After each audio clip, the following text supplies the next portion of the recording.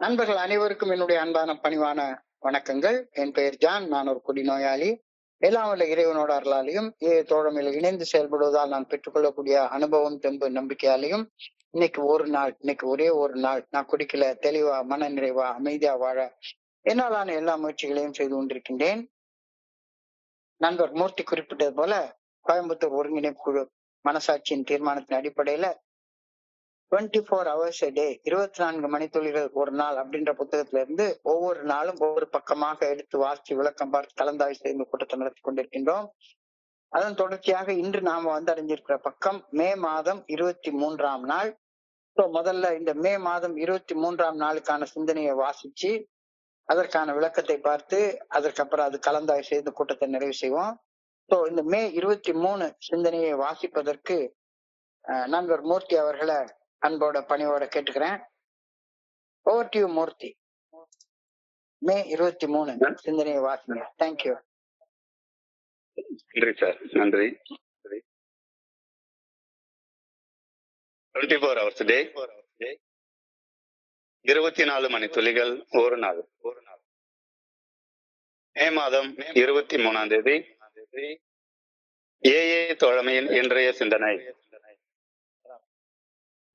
பிறருடன் இணைந்து பணி செய்தல் என்ற 12வது படிநிலை பரிந்துரையை 5 பாகங்களாக பிரிக்கலாம். தன்னம்பிக்கை, தவறுகளின் உண்மையான தன்மையை ஒப்புக்கொள்ளுதல், தண்டனையை ஏற்றுக்கொள்ளுதல், தன்னிலை மாற்றம், தன்னிலை மாற்றத்தில் தொடர்ந்து நிலைத்திருத்தல் ஆகிய 5 பகுதிகளாக நாம் 12வது படிநிலை பரிந்துரையை பிரித்து பார்க்கலாம். சக மனிதர்களுக்கு பணி செய்து கிடப்பது அவர்களது நம்பிக்கையை பெறுவதில் முதன்மையான அம்சமாகும்.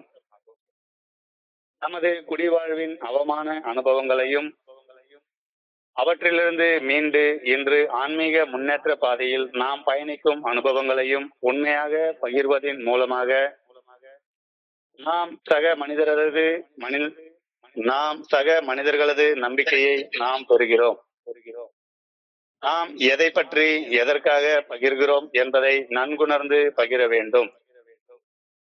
நமது அனுபவங்களை மனம் திறந்து பகிர்ந்து கொண்டால் நாம் பணி செய்ய தீவிரமாக முயற்சி செய்கிறோம் என்பதை நம் சக மனிதர்கள் அறிந்து கொள்வார்கள்.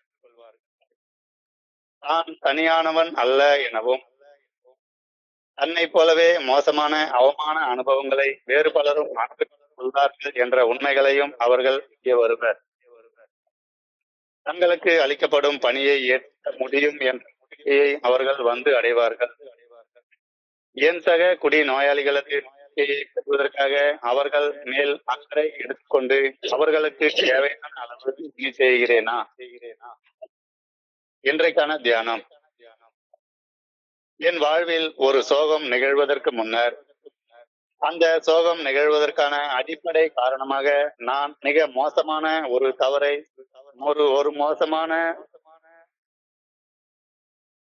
அடிப்படை காரணமாக நான் மிக மோசமான ஒரு தவறான செயலை செய்திருக்கக்கூடும். எனக்கு ஏற்பட்ட கெடுதல் நான் தவறு செய்ததால் மட்டும் நிகழ்வது இல்லை. சிறு சிறு நற்செயல்களை என்னால் செய்ய இருக்கையிலும் கூட அவற்றை செய்ய தவறியதும் எனக்கு கெடுதல் நிகழ்வதற்கு மற்றொரு காரணம் என்ற உண்மையை கவனத்திற்கு குவித்து சிந்திக்க வேண்டும். நிகழும் இக்கணத்தில் நான் செய்ய வேண்டிய சரியான செயலை செய்வதால் என் எதிர்காலத்தில் நன்மையானதொரு வாழ்க்கையை வாழ என்னை நானே தயாரித்துக் கொள்கிறேன். நிகழும் இக்கணத்தை சரியாக கையாள நான் கற்றுக்கொண்டாக வேண்டும். இறையர் பேராற்றலின் நல்ல ஒழுங்கான வழிகாட்டுதலை பெற்று இப்பொழுது நான் ஆற்ற வேண்டிய கடமைகளை ஆற்ற என்னை நானே அனுமதித்துக் கொள்ள வேண்டும். இறையர் பேராற்றல் இடும் கட்டளைகளை நிறைவேற்றும் நம்பிக்கை பெற்ற பணியாளனாக என்னை நான் பார்க்க வேண்டும். கடமைகளை நிறைவேற்றிய பின் தான் முதலாளியிடம் நற்செயல் செய்ததாக அறிக்கையிடும் பணியாளனை போல இறையர் பேராற்றலின் சன்னதியில் நான் வந்து நிற்க வேண்டும். இன்றைக்கான பிரார்த்தனை. நான் செய்யும் எந்த ஒரு நற்செயல் குறித்தும் எனக்குள் தற்பெருமை கொள்ளலாகாது என வேண்டுகின்றேன். நான் செய்யும் செயல்களின் விளைவுகளை இறையருட் பேராற்றலின் பாதங்களில் விட்டுவிட வேண்டும் எனவும் வேண்டுகின்றேன். நன்றி சார். நன்றி. Welcome sir. வெல்கம். நன்றி நன்றி நன்றி நன்றி மூர்த்தி. நன்றி மூர்த்தி. இன்னைக்கு ஹோஸ்ட் யாரும் வரல போல தெரியுது. அதனால நண்பர்கள் எல்லாருமே உங்க மைக்க மியூட்ல போட்டுங்க ப்ளீஸ். அபின், இனிகோ, மாரீஸ்வரன், வீரராகவன் 4 பேர் உங்க போன மைக்க மியூட்ல போட்டுங்க ப்ளீஸ். Thank you thank you thank you. நண்பர்கள் அனைவருக்கும் என்னுடைய அன்பான பணிவான வணக்கங்களை மீண்டும் ஒரு முறை தெரிவித்துக் கொள்றேன். என் பெயர் ஜான். நான் ஒரு குடிநோயாளி. எல்லாம் வல்ல இறைவனோட அருளாலையும் தோழமையில இணைந்து செயல்படுவதால் நான் பெற்றுக்கொள்ளக்கூடிய அனுபவம் தெம்பு நம்பிக்கையாலையும் இன்னைக்கு ஒரே ஒரு நாள் நான் குடிக்கல, தெளிவா மன நிறைவா அமைதியா வாழ என்னாலான எல்லா முயற்சிகளையும் செய்து கொண்டிருக்கின்றேன். இன்றைக்குல இருந்து ஒரு 5 நாள் தொடர்ச்சியாக இந்த 12 ஸ்டெப் ரெக்கவரி ப்ரோக்ராம் தோழமை பரிந்துரைக்கக்கூடிய 12 படிகள் அடங்கி மீட்படையும் செயல் திட்டத்துல அந்த 12வது படியில நாம் செய்யக்கூடிய அந்த ஸ்பான்சர்ஷிப் ஆதரவு செயல், இத செய்யறதுல கவனிக்க வேண்டிய 5 முக்கியமான அம்சங்கள் குறிச்ச சிந்தனைகள் நமக்கு கொடுக்கப்பட்டிருக்கிறது. பிறருக்கு ஸ்பான்சர் பண்ணக்கூடிய அந்த பணியை செய்யற நேரத்துல அந்த பணிக்கு 5 முக்கியமான பாகங்கள் இருக்கிறத இன்னைக்கு சொல்லியிருக்காங்க. 1, கான்பிடன்ஸ். நான் யாருக்கு ஸ்பான்சர் பண்றேனோ அவருடைய நம்பிக்கையை பெறக்கூடிய அளவு நடந்து கொள்ளக்கூடிய ஒரு மனிதனாக நான் இருக்கணும். அது முதல் அம்சம். 2வது கன்ஃபெஷன். என்னுடைய தவறுகளின் உண்மையான தன்மையை கடவுள் சாட்சியாக ஒரு மனுஷன் முன்னால ஒப்புக்கொண்டு விட்டு என்னுடைய ஆதரவை நாடக்கூடிய நண்பரும் அவருடைய தவறுகளின் உண்மையான தன்மைய என்கிட்ட ஒப்புக்கொள்ளும் ஊக்கத்தை அவருக்கு கொடுக்கறதுக்காக நானும் மனம் திறந்து அவர்கிட்ட பேசுற ஒரு மனுஷனாக இருக்கணும். 2வது கான்பிடன்ஸை தொடர்ந்து கன்ஃபெஷன். 3வது கன்விக்ஷன். நான் செய்த தவறுகளுக்கான தண்டனைகளை ஏற்றுக்கொண்டு தன்னம்பிக்கையோட தொடர்ந்து வாழ முயற்சி பண்ணணும். 5வது கன்வர்ஷன். என்னுடைய ஆதரவை அன்போட நாடக்கூடிய ஒரு மனுஷன் அவனுடைய மனநிலை மாற்றத்திற்கு என்னாலான எல்லா பணிகளையும் நான் செய்ய தயாராக இருக்கணும். 5வது கண்டினியூவன்ஸ். தன்னிலை மாற்றம் ஒரு நாள் வந்தா பத்தாது, தொடர்ந்து தன்னிலை மாற்றத்துல நிலைத்திருக்கக்கூடிய பண்பு இருக்கணும். இந்த 5 சொல்லிட்டு இன்னைக்கு கான்பிடன்ஸ். நான் எந்த நண்பரை அன்போடு ஆதரிக்கிறேனோ அவருடைய முழுமையான நம்பிக்கையை பெறுவதற்கு என்னாலான எல்லா முயற்சிகளையும் செய்யணும். இன்னைக்கு நான் 12 ஸ்டெப் பண்றப்ப, ஒரு மனுஷனை அன்போட ஸ்பான்சர் பண்றப்ப, நான் அந்த மனிதனுடைய நம்பிக்கையை எப்படி பெற்றுக்கொள்வது, அந்த மனிதனுடைய மனசுல நம்பிக்கை எப்படி உருவாக்குறது அப்படின்ற ஆழமான சிந்தனை, தியானம் இது கொடுக்கப்பட்டிருக்கிறது. இன்னைக்கு 12வது படிநிலை செயல்பாட்டின் மிக முக்கியமான அம்சம் பணி செய்து கிடப்பது. பணி செய்து கிடப்பதன் முக்கியமான முதன்மையான அம்சம் நம்புறது, கொள்வது, நம்பிக்கையை பெற்றுக்கொள்றது. நான் என்னுடைய சக மனிதர்களை நம்பணும். என்னுடைய சக மனிதர்களுடைய நம்பிக்கையை பெறுவதற்கு நம்பிக்கையோட செயல்படணும். இந்த 2ம் ரொம்ப முக்கியமானது.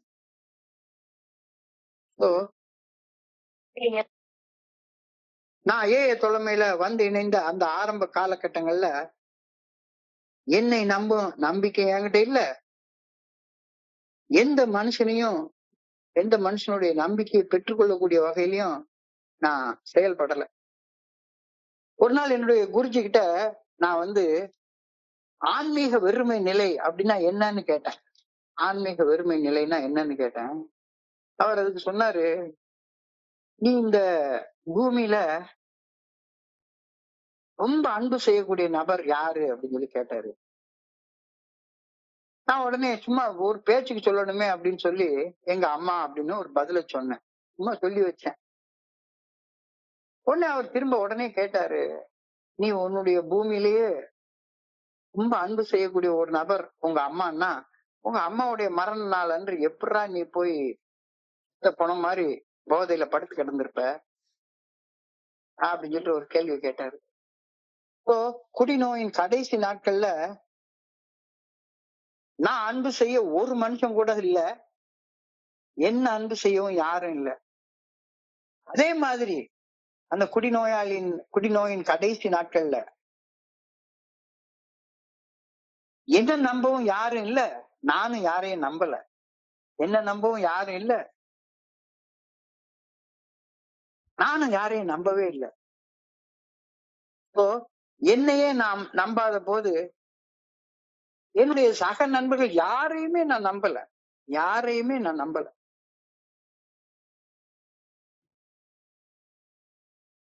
கான்பிடன்ஸ் அப்படின்ற வார்த்தைக்கு தன்னம்பிக்கை அப்படின்ற சொல்ல இன்னைக்கு நான் பயன்படுத்தி இருக்கேன் இந்த இடத்துல. இதுக்கு இது ஒரு மனிதன் தன்னுடைய தனி மனித ஆற்றலின் அறிவின் சக்தி மேல வைக்கக்கூடும் நம்பிக்கை அப்படின்னு தப்பர்த்த எடுத்துக்கொள்ள கூடாது. இது ஒரு மனுஷன் தனக்குள்ளார இருந்து தன்னை இயக்கக்கூடிய அந்த உயர்ந்த ஆற்றலின் மேல, தன்னை விட உயர்ந்த ஒரு ஆற்றலின் மேல வைக்கக்கூடிய நம்பிக்கை. அதாவது இதை சுய நம்பிக்கைன்னு சொல்லலாம். சுயம் என்ற வார்த்தை இறைவனை குறிப்பதற்காக குறிக்கக்கூடிய சொல். சுயம் என்பது ஆரம்பமும் முடிவும் இல்லாமல் பிறப்பும் இறப்பும் இல்லாமல் இருக்கக்கூடிய ஒரு ஆற்றலுக்கு தான் சுயம் அப்படின்னு சொல்றோம். எனக்குள்ளார அந்த ஆன்மா ஆற்றல் இருக்கு. அந்த ஆற்றல் மேல வைக்கக்கூடிய நம்பிக்கை எனக்குள்ளார அருவமாக மறைவாக இருந்து என்னை இயக்குவது இறையர் பேராற்றல் அப்படின்ற உண்மையை ஏற்றுக்கொள்வதால் உருவாகக்கூடிய உறுதியான மனநிலையைத்தான் நான் தன்னம்பிக்கை அப்படின்ற பொருள்ல இன்னைக்கு நான் சொல்லியிருக்கேன். பிறருடன் இணைந்து பணி செய்து கிடக்க சுய நம்பிக்கை. சுய நம்பிக்கையால, அதாவது எனக்குள்ளார அருவமாக மறைவாக இருந்து இயக்குவது இந்த பிரபஞ்சத்தையே இயக்கும் இறையர் பேராற்றலே என்ற உண்மையை சந்தேகம் இல்லாமல் ஏற்படுவதால் உருவாகக்கூடிய தன்னம்பிக்கை அடிப்படை தேவையாக அமைகின்றது அப்படின்ற கருத்து நான் உணர வருகின்றேன். எனக்குள்ளார ஒரு கான்பிடன்ஸ் இல்லைன்னு வைய, ஒரு சுய நம்பிக்கை இல்ல, என்னையே நான் நம்பல, நான் எப்ப போய் குடிப்பேன்னு எனக்கே தெரியாது அப்படின்னு சொன்னா நான் எப்படி என்னுடைய சக நண்பர்களுக்கு பணி செய்து கிடப்பவனாக இருக்க முடியும்?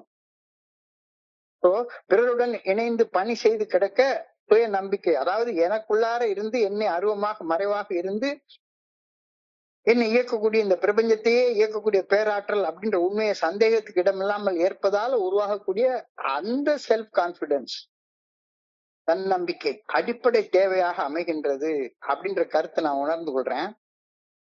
சுய நம்பிக்கையால, அதாவது சுயத்தின் இறையர் பேராற்றலின் இருத்தலை உண்மையாக சந்தேகமே இல்லாமல் ஏற்பதால உருவாகக்கூடிய தன்னம்பிக்கையை நிலைநாட்டுவதால நான் என் சக மனிதர்களுக்கு நம்பிக்கைக்குரிய மனிதனாக மாறுகின்றேன். நான் நம்பிக்கையோட வாழ்ந்தா மட்டும்தானே இன்னொரு மனுஷனுடைய மனசுல நம்பிக்கை உருவாக்க முடியும். நான் கடைசி காலத்துல என்னைய நம்புறதுக்கு ஒருத்தருமே இல்ல, நானும் எவரையுமே நம்பல. இந்த நிலையத்தான் ஆன்மீக வெறுமை நிலைன்னு சொன்னோம். அப்ப ஆன்மீக வெறுமை நிலையிலிருந்து ஆன்மீக முழுமை நிலையை நோக்கி முன்னேறுவதற்கான சில செயல்கள் நான் செய்யறதுல ஃபர்ஸ்ட் இந்த கான்பிடன்ஸ், செல்ஃப் கான்பிடன்ஸை அடையிறது ரொம்ப முக்கியமானது. என் சக மனிதர்களின் மனதில் என் மேல நம்பிக்கை உருவாக்கப்படாம இருந்தா நான் அவர்களுக்கு பணி செய்து கிடப்பது சாத்தியப்படவே படாதுதானே. இந்த கருத்து தான் இன்னைக்கு நம்மளை சிந்திக்க சொல்லி சொல்றாங்க. நான் யாருக்காச்சும் ஒரு பணியை செய்யணும் அப்படின்னா, இப்போ கோயம்புத்தூர் ஒருங்கிணைப்பு குழு எனக்கு ஒரு பணியை கொடுத்துருக்குறாங்க. இந்த பணியை நான் செய்யணும் அப்படின்னா அவங்களுக்கு என் மேல ஒரு நம்பிக்கையை நான் உருவாக்குனாதானே அவங்க பணி எனக்கு கொடுக்க முடியும். இல்ல 2-3 நாள் சும்மா போயிட்டு இருந்தா நான் நம்பிக்கையோட செய்யலைன்னா அந்த என் மேல அவங்களுக்கு கான்பிடன்ஸ் வராது தானே. சக மனிதர்களுக்கு பணி செய்து கிடப்பணும்னா எனக்கு என் சக மனிதர்களுக்கு என் மேல ஒரு நம்பிக்கையை நான் உருவாக்கணும். அது ரொம்ப முக்கியமானது. என் மேல என் சக மனிதர்கள் நம்பிக்கை வைக்கலன்னா என்னுடைய ஆலோசனைகளை, என்னுடைய பணிய அந்த நண்பர் எப்படி ஏற்றுக்கொள்வாரு? நம்பிக்கையில்லா தீர்மானம் மனசுல இருந்தால், நம்பிக்கை இல்லாம இந்த மனுஷெல்லாம் நான் நம்ப முடியுமா அப்படின்னு ஒரு மனுஷன் நினைச்சான்னா, தன்னுடைய மனசை திறந்து தவறுகளின் உண்மையான தன்மை என்கிட்ட என்னைக்காவது சொல்லுவாரா? என்னைய புறக்கணிக்க தானே பார்ப்பாங்க. என்னுடைய ஆதரவு, நம்பிக்கை உருவாகலைன்னா நிராகரிக்கப்பட மட்டும்தானே செய்யப்படும். அப்போ நான் செய்யற பணி எந்த வகையான பயனும் இல்லாம போயிடும். நான் செய்யக்கூடிய பணி பயனுள்ளதாக இருக்கணும் அப்படின்னு சொன்னா, என்னுடைய சக மனிதர்கள் மனசுல நம்பிக்கை உருவாக்குற அளவுக்கு நான் நடந்து கொள்ளணும் அப்படின்ற கருத்தை இன்னைக்கு சிந்தனைக்கு சொல்றாங்க. என்னுடைய சக மனிதர்கள் என்னை நம்ப வேண்டும் என்றால், நான் என்னை இயக்கும் இறையர் பேராற்றலை ஏற்று சுய நம்பிக்கை பெற்ற தன்னம்பிக்கையுடைய மனுஷனாக இருக்கணும், வாழணும், வாழ்ந்து காட்டி இருக்கணும். அப்பதானே என்னை நம்புவாங்க. இல்லாட்டி என்னை எப்படி நம்புவாங்க? நேர்மை, நிலைத்தன்மை மற்றும் நான் என் சக மனிதர்களுக்கு பணி செய்ய தீவிரமாக முயற்சி செய்கின்றேன் அப்படின்ற நம்பிக்கை நான் பணி செய்யக்கூடிய மனுஷங்க மனசுல உருவாகலைன்னா, நான் 12வது வழிமுறை செயல்பாட்டுல செய்யவே முடியாது. பிறரோட இணைந்து பணி செய்ய முடியவே முடியாது. கண்டிப்பா முடியாது தானே. இந்த கருத்தை கொஞ்சம் ஆழமா சிந்திச்சு பாருங்க. அடுத்த மனுஷங்களுடைய நம்பிக்கைக்கு உரிய மனுஷனாக நான் எப்படி மாறுறது? நம்பிக்கை பெற்ற வேலைக்காரனாக, நம்பிக்கை பெற்ற பணியாளனாக நான் எப்படி மாறுறது அப்படின்ற கருத்து தான் இன்னைக்கு நம்ம சிந்தனைக்கு கொடுத்துருக்காங்க.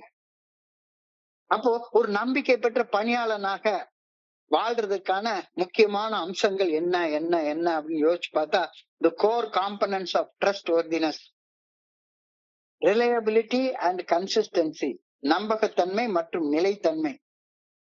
நான் சொன்னதைத்தான் செய்வேன், செய்யறதைத்தான் சொல்லுவேன் அப்படின்னு என்னுடைய சக மனிதர்கள் என்னை நம்பணும். அப்பதானே நான் ஒரு நம்பிக்கை பெற்ற வேலைக்காரனாக இருக்க முடியும். Reliability and consistency. 2வது அம்சம் empathy and active listening. Empathy and active listening. அடுத்தவனுடைய வலியை என்னுடைய வலியாக உணர்ந்து பார்க்கக்கூடிய அனுதாபம் உள்ள மனுஷனாக இருக்கணும். அப்படி இருந்தாதான் அவங்க சொல்ற அனுபவங்களை, அவங்க சொல்ற கஷ்டத்தை காது கொடுத்து கேட்க முடியும். யாராச்சும் அவங்க சொல்ற கஷ்டத்தை காது கொடுத்து கேட்கிற அளவுக்கு எனக்கு பொறுமை இல்லைன்னா, நான் எப்படி பிறரோடு இணைந்து பணி செய்ய முடியும்? என்னுடைய சக மனிதர்களின் உணர்ச்சிகளை புரிஞ்சு கொள்ளணும். அவர்களுக்கு நான் எந்த வகையான கட்டளையும் ஒரு எஜமானனை போல கொடுக்க கூடாது. அவங்க பகிர்ற பகிர்வுகளை காது கொடுத்து கேட்கப்படுகின்றது அப்படின்னு அந்த மனுஷன் நம்பணும். அந்த நம்பிக்கைக்குரிய மனுஷனாக நான் மாறணும். அந்த நம்பிக்கை அந்த மனுஷனுடைய, என்னுடைய நண்பனுடைய மனசுல உருவாக்க வேண்டியது இப்ப என்னுடைய பொறுப்பு. So empathy and active listening, இது one of the core components of doing 12 step work. Transparency and honesty, வெளிப்படைத்தன்மை மற்றும் நேர்மை. என்னுடைய நோக்கங்கள், நான் எதுக்காக செயல்படுறேன் அப்படின்ற செயல் நோக்கங்கள் பற்றி வெளிப்படையாக நான் இருக்கணும். நேர்மையோடு இருக்கிறது என் மேல என்னுடைய சக மனிதர்களுக்கு நம்பிக்கை உண்டாக்கும், நம்பிக்கை வளர்க்கும். எல்லாத்துக்கும் மேல காம்பிட்டன்ஸ், திறமை. ஒரு நண்பர் நான் காது கொடுத்து கேட்கறத பார்த்து இந்த மனுஷனை நம்பி இந்த மனுஷன் பின்னால போனா இவருடைய ஆதரவை நாடி இவர் கையை பிடிச்சிட்டு போனா என்னைய சரியான இடத்துல சேர்த்துற திறமை இந்த மனுஷனுக்கு இருக்கு அப்படின்னு அந்த மனுஷன் நம்புற அளவுக்கு நம்பிக்கை தன்மையை நான் வளர்க்கணும். ஸோ இந்த கோர் காம்பனன்ட்ஸ் ஆஃப் ட்ரஸ்ட்வர்தினஸ்னு சொல்றாங்க. Reliability and consistency, empathy and active listening, transparency and honesty, competence, நம்பகத்தன்மை மற்றும் நிலைத்தன்மை, அனுதாபத்துடன் கூடிய காது கொடுத்து கேட்கக்கூடிய பொறுமை, வெளிப்படைத்தன்மை, நேர்மை. எனக்குள்ளார கொஞ்சம் மினிமமா காது கொடுத்து கேட்கக்கூடிய திறமை இருக்கணும். அது இருந்தால் நான் அடுத்தவங்களுடைய மனசுல ஒரு நம்பிக்கையை என்னால உருவாக்க முடியும். என்னுடைய அன்பை செயல்களின் மூலமாக காட்டுற ஒரு மனுஷனாக நான் இருக்கணும். செயல்கள்னா காது கொடுத்து பொறுமையாக கேட்கறது. ஒரு நிறைய நேரத்துல நான் பார்த்திருக்கிறேன். ஆரம்ப காலகட்டத்துல எல்லாம் யாராச்சும் ஒருத்தவங்க ஏதாவது சொன்னாங்கன்னா ஒரு 5 நிமிஷம் கேட்கறதுக்குள்ளாரே பொறுமை போயிடும். நான் பேச ஆரம்பிச்சிருவேன். யாராச்சும் ஒருத்தவங்க ஷேரிங்ல வந்து ஒரு 10 நிமிஷத்துக்கு மேல பேசினாங்கன்னா அதுக்கப்புறமா கவனம் அந்த அவங்களுடைய ஷேரிங்ல இருக்கவே இருக்காது. காது கொடுத்து கேட்கறதுன்னா என்னன்னே தெரியாது. அடுத்தவங்களுடைய உணர்வுகளை கவனிக்கிறதுக்கு நான் முக்கியத்துவம் கொடுக்கவே மாட்டேன். அவங்க மனசுக்குள்ளார என்ன மாதிரி ஒரு உணர்ச்சி தடுமாற்றத்துல இருக்காங்க அப்படின்றத கவனிக்கிறதுக்கு எனக்கு தெரியவே தெரியாது. என்னுடைய உணர்வுகளே எனக்கு தெரியாதுன்ற நேரத்துல என்னுடைய சக மனிதர்களுடைய உணர்வை கவனிக்கிறதுக்கு எனக்கு எப்படி வரும்? ஒவ்வொரு மனுஷனுக்கும் ஒரு எல்லைகள் உண்டு. அந்த எல்லைகளை மதிச்சு அந்த எல்லைகளுக்கு உள்ள நான் நடந்துக்கணும் அப்படின்றதும் தெரியாது. Respect the boundaries. எல்லைகளை துல்லியமாக நிர்ணயிச்சு ஒவ்வொரு மனுஷனுடைய உணர்வுகளையும் மதிச்சு வாழ்றதுக்கு நான் கத்துக்கணும். ஏன் நம்பிக்கை, அடுத்தவங்களுடைய நம்பிக்கையை பெறுவது ரொம்ப முக்கியமாக கருதப்படுகிறது அப்படின்னா, ஒரு மனுஷனுடைய மனசுல நம்பிக்கையை நான் வளர்க்கலைன்னா அந்த மனுஷர் என்கிட்ட பாதுகாப்பாக உணரவே மாட்டாரு. சேஃப்டியா, செக்யூரிட்டியா இந்த நண்பர்கிட்ட என்னுடைய தவறுகளின் உண்மையான தன்மையை ஒப்புக்கொள்ளலாம் அப்படின்னா அவர் முதல்ல தனக்கு என்னுடைய நம்பிக்கையை பெற்று என் மேல நம்பிக்கையை வச்சு அதை பகிர்ந்து கொண்டாதானே வரும். அப்ப அந்த நம்பிக்கையை பெறுறதுக்குள்ள அளவுக்கு நான் நடந்து கொண்டாதானே அது வரும். ரிசெப்டபிலிட்டி மறுபடியும் அதான் பொறுமை, காது கொடுத்து கேட்கக்கூடிய ரிசெப்டபிலிட்டி. ஒரே நாள்ல ஒரு மனுஷனுடைய நிலைமை மாறிடாது. என்கிட்ட 10 நாள் தொடர்ந்து பேசிட்டே இருப்பாங்க.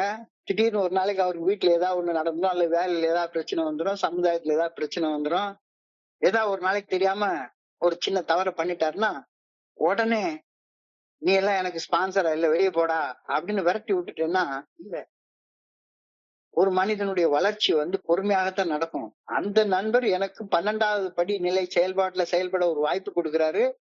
நான் அவருக்கு 1, 2, 3ல இருந்துதான் நான் தூக்கிட்டு வர்றேன்.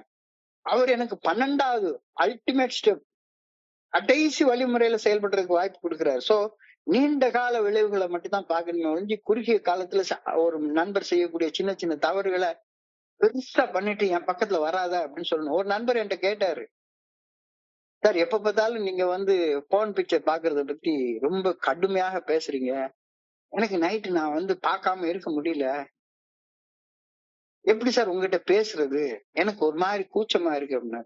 அப்ப நான் சொன்னேன், பார்க்காதன்னு சொல்றேன், நீ பார்த்தா உன்கிட்ட பேச மாட்டேன்லாம் சொல்லவே இல்லையே. சாதாரண மனுஷனுக்குள்ள வீக்னஸ் உனக்கு இருக்கு. ஆனா எனக்கும் அதே மாதிரிதான் இருந்துச்சு. ரொம்ப வருஷ காலம் அப்படிதான் இருந்துச்சு. என்னுடைய ஸ்பான்சர் பொறுமையாக இருந்தாரு. என்னைக்கா ஒரு நாளைக்கு நீ வெளியே வருவடா அதுல இருந்து அப்படின்னு அவர் பொறுமையாக என்னை காது கொடுத்து கேட்டுட்டு இருந்தாரு.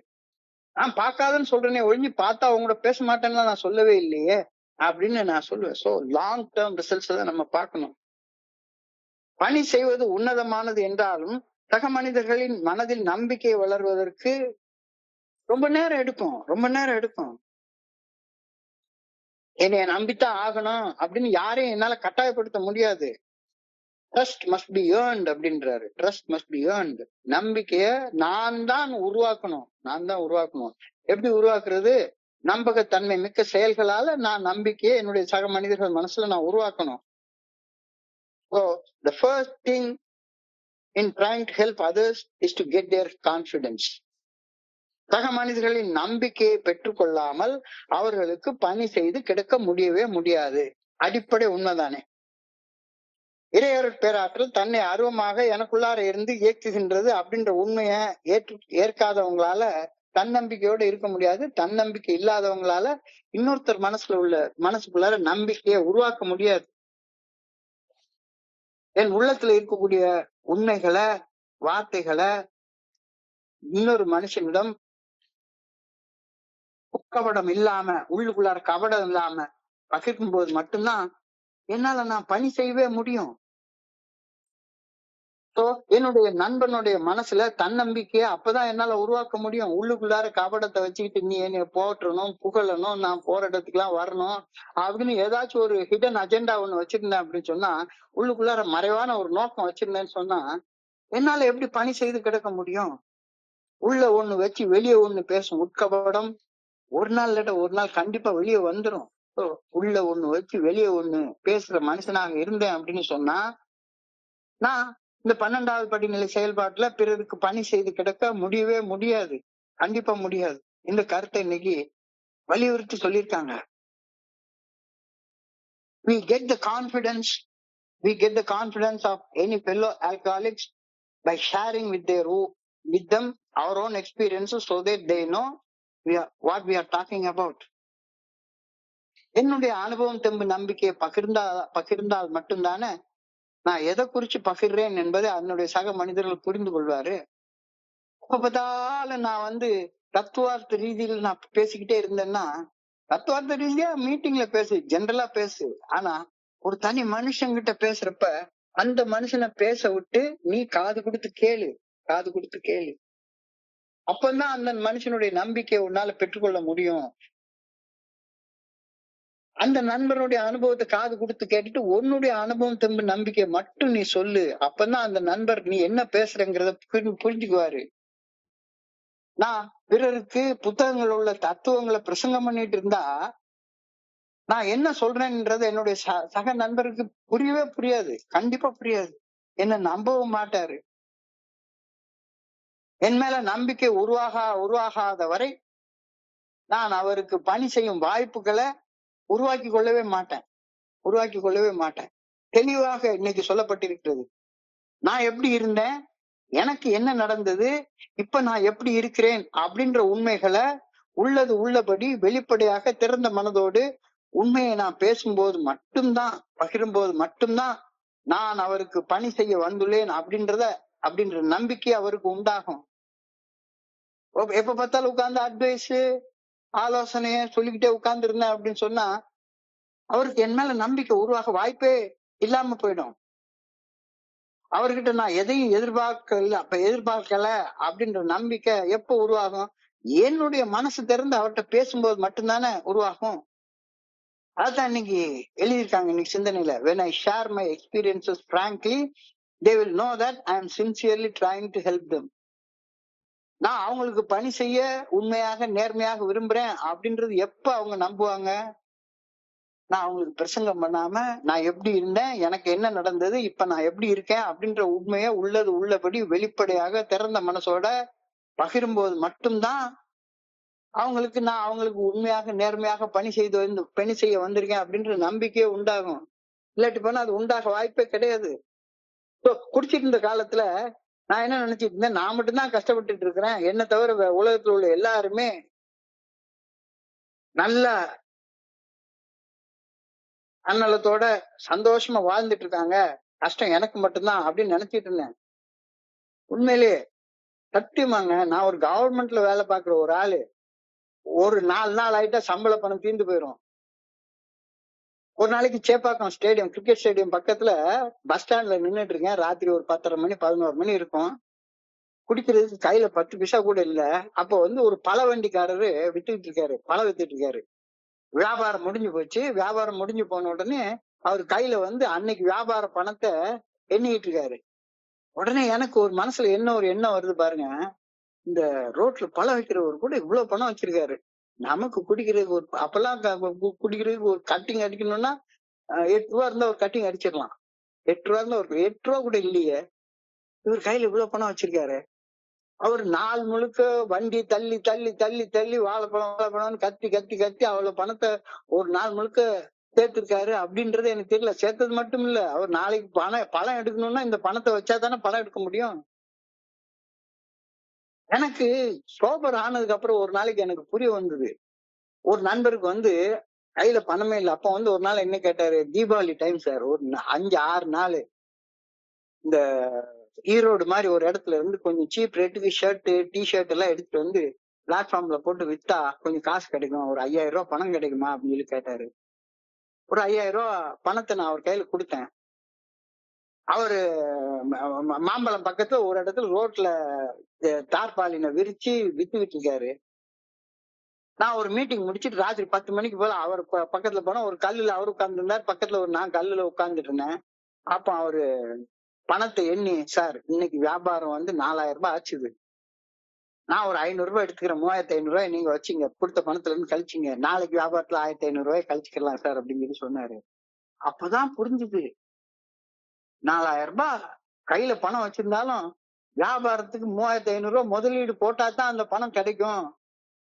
இந்த ஒரு சின்ன விஷயம் கூட எனக்கு புரியறது கிடையாது. நான் என்ன நினைச்சிட்டு இருந்தேன், உலகத்துல எல்லாரும் பணம் வச்சிருக்காங்க, என்கிட்ட மட்டும்தான் பணம் இல்ல அப்படின்னு நான் நினைச்சுக்கிட்டு இருந்தேன். என்னுடைய ஆதரவாளர் என்கிட்ட பகிரும் போது அவர் என்னை விட கஷ்டப்பட்டு இருக்கிறார் அப்படின்றதும், பல மனிதர்கள் என்னை விட ரொம்ப கஷ்டப்பட்டு இருக்கிறாங்க. நான் என்னுடைய ஸ்பான்சர் பட்ட கஷ்டத்துல ஒரு பாதி கஷ்டத்தை கூட நான் பட்டதில்லை அப்படின்றது எனக்கு புரிஞ்சுது. என்னுடைய ஸ்பான்சர் அழகா சொல்லுவாரு, ஒருத்தன் கஷ்டம் கஷ்டம் கஷ்டம்னு கோயிலுக்கு போனானா, ஐயா என்னுடைய கஷ்டத்தெல்லாம் எடுத்துன உடனே கடவுள் வந்து ஒரு சின்ன ஒரு டெஸ்ட் வச்சாராம். எல்லாரும் அவங்க கஷ்டத்தை எடுத்துட்டு வாங்க கோயிலுக்கு, யாருடைய கஷ்டம் இன்னொருத்தவங்களுடைய கஷ்டங்கள் கூட கம்மியா இருக்கு, அவங்க மூட்டை எக்ஸ்சேஞ்ச் பண்ணிட்டு போயிட்டே இருங்க அப்படின்னு சொன்னாராம். நான் அடுத்தவங்களுடைய கஷ்டத்தை காது கொடுத்து கேட்டப்பதான் தெரிஞ்சுது, நான் எவ்வளவோ பரவாயில்ல, ஒவ்வொருத்தரும் அவங்கவுங்க வாழ்க்கையில ஐயா இவ்வளவு கஷ்டப்பட்டு இருக்காங்க அப்படின்றது எனக்கு தெரிய வந்தது. So when I share my experiences, my prospect will realize that they are not alone and the others have had experiences as bad or worse than this. நான் மனசு திறந்து பகிர்றப்பதான், அடுத்தவங்க பகிர்றத கேட்கறப்பதான் எனக்கு ஒவ்வொருத்தருடைய கஷ்டங்களுடைய ஆழம் எனக்கு புரிய ஆரம்பிச்சது. இந்த உலகத்துல ஒவ்வொரு மனுஷங்களும் வாழ்றதுக்கு கஷ்டப்பட்டு இருக்காங்க அப்படிங்கிற அந்த புரிதலே அப்பதான் கிடைச்சது. இந்த புரிதல் பகிர்தலால இந்த புரிதல் தங்களுக்கு உதவும் என்ற தன்னம்பிக்கைய ஒரு மனுஷன் மனசுல உருவாக்காம நான் அவங்களுக்கு பணி செய்யவே முடியாது. This gives confidence that they can be helped. அடுத்தவங்களுக்கு உதவி செய்ய முடியும் அப்படின்ற நம்பிக்கை அவங்களுக்கு வந்தா தானே அவங்க மனசு திறந்து பேசுவாங்க. Do I care enough about alcoholics to get this confidence? அடுத்தவங்க மனசுல நம்பிக்கை உருவாக்குற அளவுக்கு நான் நடந்து கொள்றேனா? இந்த கேள்வியை நீ சிந்திக்க சொல்றாங்க.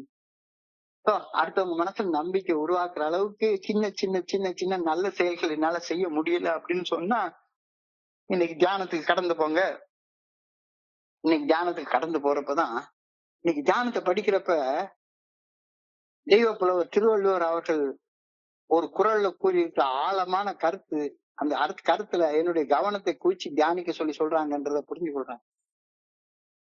அழகான ஆழமான கருத்துள்ள ஒரு குறள், செய்தக்க அல்ல செய்ய கெடும், செய்தக்க செய்யாமையானும் கெடும்.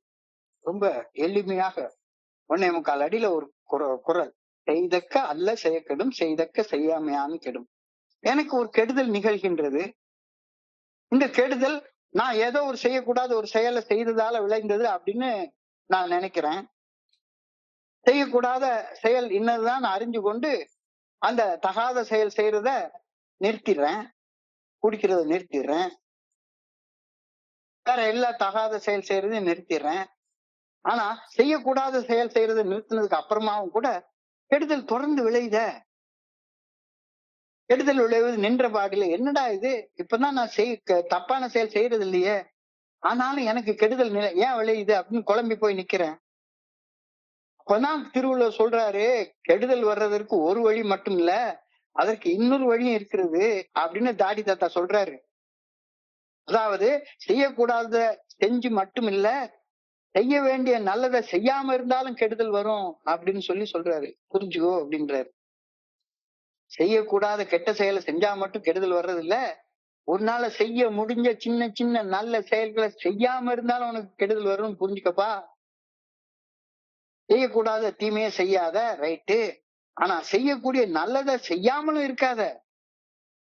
தீமை செஞ்சா கெடுதல் வர்றது போல செய்யக்கூடிய சின்ன சின்ன நல்ல செயலை செய்யாம இருந்தாலும் உனக்கு கெடுதல் வரும். நல்லது செய்யக்கூடிய வாய்ப்பு இருக்கு, ஆனாலும் உன்னுடைய தன்னலத்தாலையும் தன்முனைப்பாலையும் கோபத்தாலையும் பயத்தாலையும் பொறாமையாலையும் அந்த சின்ன சின்ன நல்ல செயலை நீ செய்யாம இருந்தனாலும் உனக்கு கெடுதல் வரும். I fail not so much when tragedy happens as I did before the happening. By all the little things I might have done, but I did not do. நான் என்ன நினைச்சேன், எனக்கு ஒரு பெரிய சோகம் நிகழ்ந்து போச்சு, அதன் காரணம் நான் செய்யக்கூடாது ஏதோ ஒரு செயலை செஞ்சதாலதான் அந்த சோகம் நிகழ்ந்ததுன்னு நினைச்சுக்கிட்டு நிகழ்ந்தது அப்படின்னு என்னுடைய அறிவு சொல்லுது.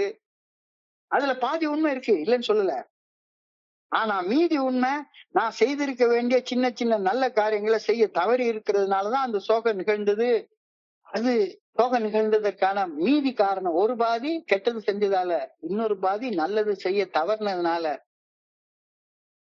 யார் மேலே நம்பிக்கைய கெடுத்து வச்சிருக்கிறேன். இப்ப நம்பிக்கைய மீண்டும் உருவாக்குறதுக்கான நல்ல செயல்களை செய்ய தவறினாலும் நம்பிக்கை உருவாகாதுல்ல. கடைசி வரைக்கும் நான் பாட்டுக்கு உட்கார்ந்து உளறிக்கிட்டே இருக்க போறேன், அவ்வளவுதானே. இதை நான் புரிஞ்சுக்கணும் அப்படின்னு சொல்லி இன்னைக்கு சொல்றாங்க.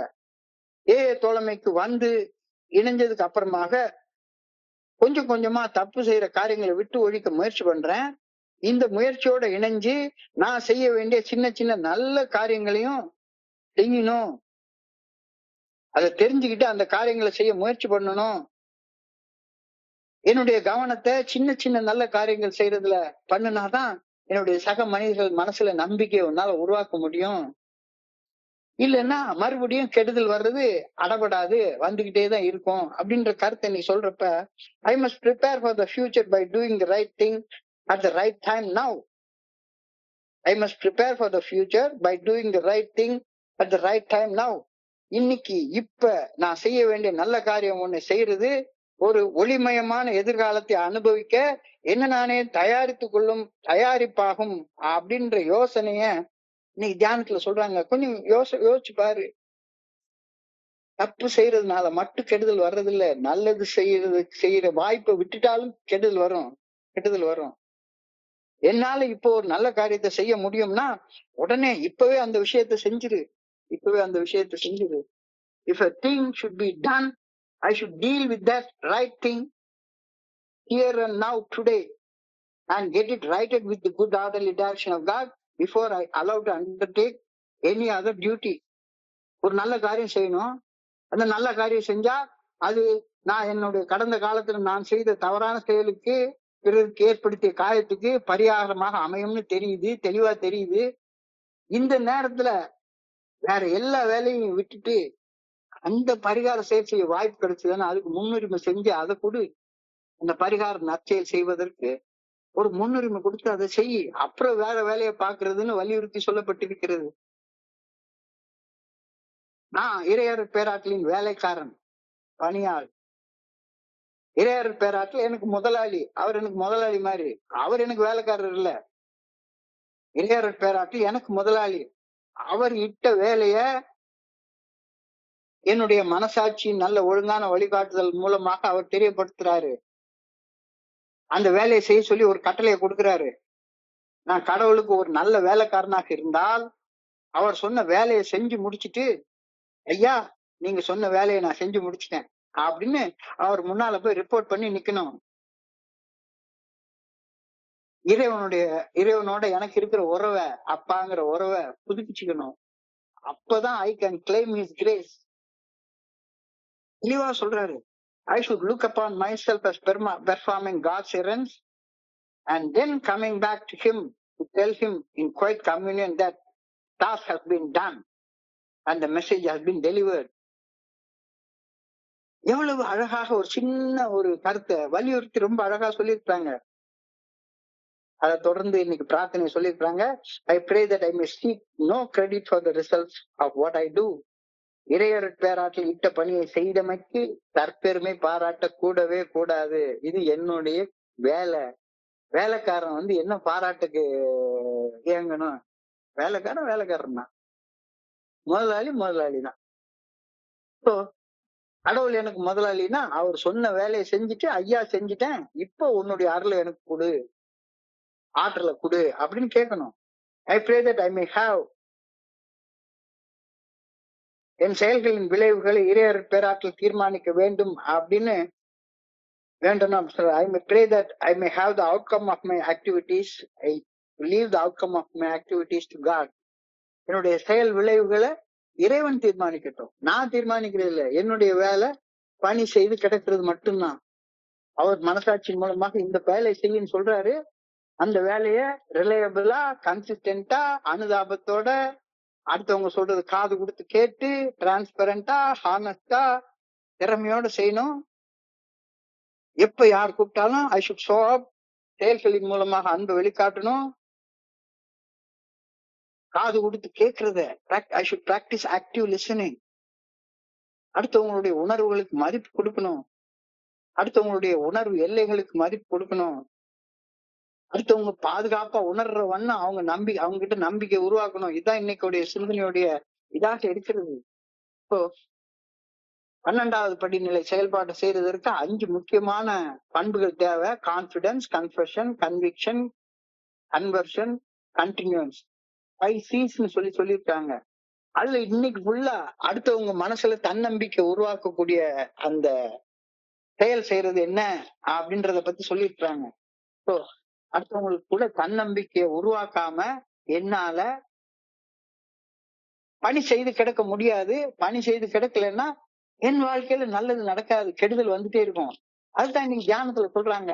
என்னடா இது, நான் தான் குடிக்கிற செயலை செய்யறதை நிறுத்திட்டேனே, கெட்டது செய்யறதை நிறுத்திட்டேனே, இன்னும் ஏன் எனக்கு கெடுதல் நடந்துட்டே இருக்கு, தொடர்ந்துகிட்டே இருக்கு அப்படின்னு சொல்லி யோசிச்சு பார்த்தா, செய்தக்க அல்ல செய்யக்கெடும், செய்தக்க செய்யாமையானும் கெடும்.